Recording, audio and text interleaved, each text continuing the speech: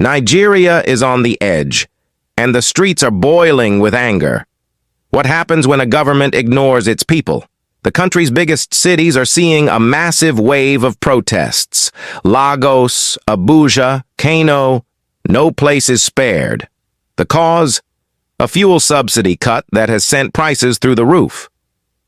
Why would President BolaTinubu make such a reckless decision? The price of fuel has tripled, and it's pushing the cost of everything else higher. People are fed up, and they're making their voices heard. Yes, why did you physically come out for this protest today? It's because of what is happening in the country. There's hunger, there's hardship. It's impossible for us to feed again. People are dying of starvation. People can no more send their children to school because they cannot afford the escalating school fees. People are losing their relatives and their friends and their children and their elderly ones to very minor sickness and illnesses because they cannot afford money for medicine and money to pay for Medicare because of the escalating cost of healthcare. Many, don't have any jobs at all. Many have lost their jobs because over the past 12 months, over 10 to 15 multinational companies have closed their firms here in this country. And why have you had all of this? Because on May 29, President Tinubu decided to remove fuel subsidy. And from that time, Nigeria has been in this problem. He also increased the tariff and devalued the naira. And alongside that, implemented a number of neoliberal and anti-poor economic policies that have turned all our life to what it is today, whereby most of us can no more afford to eat 3 times in a day. So that this struggle is about the Nigerian worker whose pay can no more take home. 70,000 naira can never buy a bag of rice today. And that is what President Tinubu says he wants to be paid to Nigerian workers. Yes. This struggle is about the traders and the artisans who don't have customers anymore. And even when they sell, that money that they make is not enough to feed them again. It's about the students whose future is now bleak. And it's about all of us who are in this situation of hardship. This struggle is to say enough is enough. Can you state some of your demands, sir? Our demands are... Their voices heard, with massive protests erupting across the country against bad governance, which have set to last at least 10 days. But already, the situation is spiraling out of control. The Nigerian police are being accused of killing at least 13 protesters, with dozens more arrested. The government has imposed curfews in 3 states, and there are warnings that the military could be brought in if things escalate further. How did Nigeria get here? The economy is in shambles. Inflation is at a 28-year high, hitting 34%. Food prices have shot up by more than 40%. We cannot even feed our children. One tuber of yam is 5,000. We cannot buy tomato and pepper. Pepper is 1,000. The poor cannot survive. Please, we need you to change the government. And we are not going to stop until every Nigerian can live comfortably in Nigeria. We are not going to stop until we Nigerians living in Nigeria enjoy similar life or a better life than even countries across the world who don't have half of the resources that we have. How are families supposed to survive? This is not just an economic issue, it's a life and death situation for millions. But Nigeria isn't alone. Across Africa, we see the same rage bubbling up. In Kenya, people are protesting against high living costs. In South Africa, there are riots over corruption and unemployment. Same happening in Uganda. One would ask, is this the beginning of a new wave of resistance across Africa? Back in Nigeria, the protests are not just about high prices. They're about bad governance. The people are sick and tired of being ignored. They are buying private jets and people are staying under the bridge. If the vice president says that those protesting for their rights, for their life, for their survival, then the vice president are need. Yes, if he has the powers to call us citizens, not refugees, he looked at us and tell us that we are. And the vice president is a need.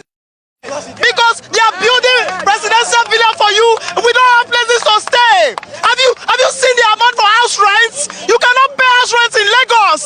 10 people inside one room. People are suffering. People are hungry. And Ababio, the Senate president, the unfortunate Senate president, is telling us that he will be in the house eating while we are protesting. If we don't ask him, we will ask his children. Our children children what he has done to us. You are approving budgets of billions upon billions. You are buying jets for the president, and people cannot afford transport fare. That is wickedness. And you still say they should not protest. Wow! Who protests? Day one of the proposed 10 and days. There will be day 2. There will be day 3. There will be day 4. And if you guys not taking it, will be there forever till we get our results. Thank you very much. I'd like to see what's written on your shirt. Police do not attack protesters. Your children are involved. That is what your the lives said. are involved. Your children's future lie here. And this is from the president that the police should not attack protesters, that their lives are involved, their children's lives are involved.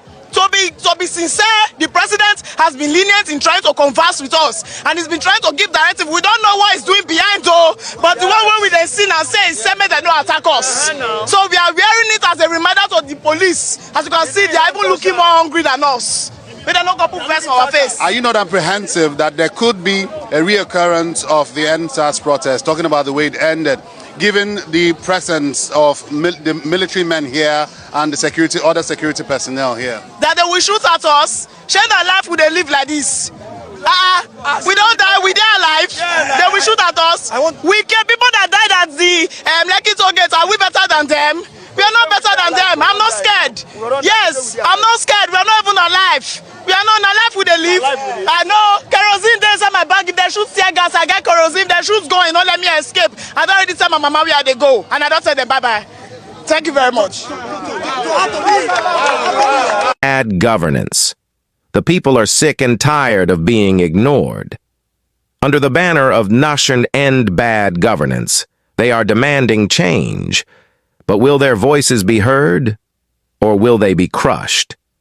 The government's response has been brutal. Police and soldiers are out in full force, using tear gas and live bullets against their own people. How far will the government go to silence the protests? Already, people are dying, and many more are being arrested. The situation in Kaduna is particularly grim. A chilling video has surfaced showing a man pleading with police officers in the city's Tunata suburb. The video is so graphic that it's difficult to watch, but it captures the brutal reality of what's happening on the ground. Shortly after the video was taken, the man was found with open wounds in his abdomen. 3 people died in Kaduna yesterday, reportedly unalived by security personnel. The police deny using live ammunition, claiming they only fired tear gas. But the deaths tell a different story. Across the country, similar stories are emerging. In Niger State, 6 protesters were unalived, and in Borno State, 4 more lost their lives. In response to the protests, the government has imposed 24-hour curfews in 4 states, Borno, Yobe, Katsina, and Kaduna, and a dusk-to-dawn curfew in Nasarawa State. These areas are now seen as epicenters of violence, with reports of clashes and looting coming in from across the country. In one particularly shocking incident, people were seen looting everything from a woman's house, from her fridge to her clothes. Is this the desperate reality of life in Nigeria now? How many more people need to die before the government takes responsibility? Yet despite the violence, the protests grow stronger. And where is President Tinubu? Silent. He has yet to address the nation, choosing instead to hide behind closed doors. What kind of leader stays silent while his country burns? The people want the fuel subsidy back, and they want an end to the hardship that's killing them. But the government isn't budging. How much longer will the people take this? The tension is mounting, and if something doesn't change soon, Nigeria could explode. This isn't just about Nigeria anymore. The world is watching. International organizations are beginning to take notice, and there is real fear that this could spiral out of control. Will Nigeria become the next failed state? For the Nigerian people, this is a fight for survival. But can the people win against a government that seems willing to use any means necessary to stay in power? The clock is ticking. The situation in Nigeria is critical, and the future hangs in the balance. Will the people's cries be heard, or will they be drowned out by the sound of repression? The answers will shape the future of not just Nigeria, but possibly the entire continent. As this story unfolds, stay tuned, comment your view, and subscribe. Not far away from here as of yesterday, the state thugs and the state boys, they brought pankere, the Yoruba people call it pankere case. Right there in front of me, I saw it. There was a police van here, and not far away from the police van, there was a car. And they were mobilizing, they were taking those pankere, those canes, right into the boot of that car. And I was telling the policeman right there, the policeman in the police van, that look at what is happening. The man ignored me. Although yesterday we were able to repel them, but today it appears they have been emboldened by the Nigerian police, because today we have been threatened. I have been threatened with attacks. Some of our comrades have been threatened with attacks. As a matter of fact, petty traders, women that are selling gala and drinks to us, were threatened not to come here. About 4 of them told me that they were threatened not to come here. And as a matter of fact, they came right there to us. They wanted to attack us. And that is the way, that is the modus operandi of the Nigerian state. That is what they do. That is their tactic. They make the criminal the victim and make the victim the criminal. They make the criminal the victim and make the victim the criminal. We are the victims. But the Nigerian police and the Nigerian state boys and the Lagos state thugs are trying to make us the criminals. They are the criminals. Because look at it.